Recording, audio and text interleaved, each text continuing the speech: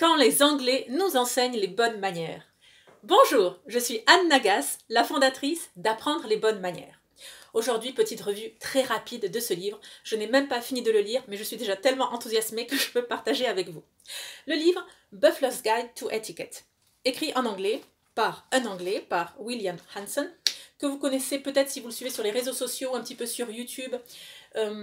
Pas tant sur YouTube, je ne sais pas s'il a sa propre chaîne, mais bien souvent, en fait, c'est le Stéphane Bern anglais, donc qui participe à tout ce qui est les commentaires sur les royalties, enfin les membres de la famille royale, et sur... enfin, il commente les mariages, les faits, les gestes, il est le spécialiste il est dit le spécialiste de l'étiquette du protocole anglais.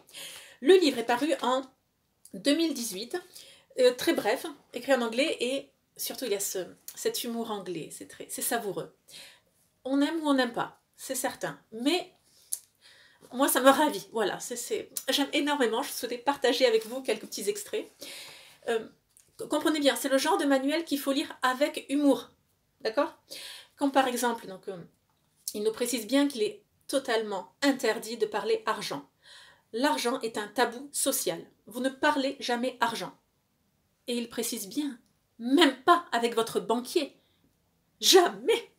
Si votre banquier ne cesse de vous appeler pour vous parler argent, mais fuyez, mais ne décrochez pas, mais pour son bien à lui, pour sauver son honneur, ne lui parlez pas, fuyez votre banquier. Voilà, c'est ce genre d'humour que j'aime énormément. Alors, il est également dit, il y a un chapitre entier sur les arts de la table, qui se résume grosso modo à une citation, qui est « Sur le continent, les personnes ont de la bonne nourriture. En Angleterre, les personnes ont de bonnes manières. » Manière de table, sous-entendu. J'ai été en Angleterre plusieurs fois et on y mange très bien. Mais c'est juste que j'aime beaucoup la façon dont il reprend cela. Autre chose encore, lorsqu'on vient chez quelqu'un pour une réception, donc il est dit, c'est bon, les gens reçoivent chez eux, autant en Angleterre qu'en France, bon là on a la même culture, il convient de venir avec un petit cadeau. Donc il dit le vin, non, parce qu'on ne connaît pas les goûts de ses hôtes et que non. Enfin, il dit que c'est quelque chose qui, ça ne se fait pas. Repositionnons le contexte. En Angleterre, nous en France c'est bon, enfin vous prenez, j'ai envie de dire n'importe quelle bouteille de vin, elle est bonne. En Angleterre, ce n'est pas la même chose. Donc il dit, vous ne venez qu'avec du champagne, soit du Moët, soit du Bollinger. Voilà. Alors des chocolats peut-être, ou des fleurs, mais si le champagne vous coûte trop cher, mais sinon ne venez pas avec une bouteille de vin, ça ne se fait pas.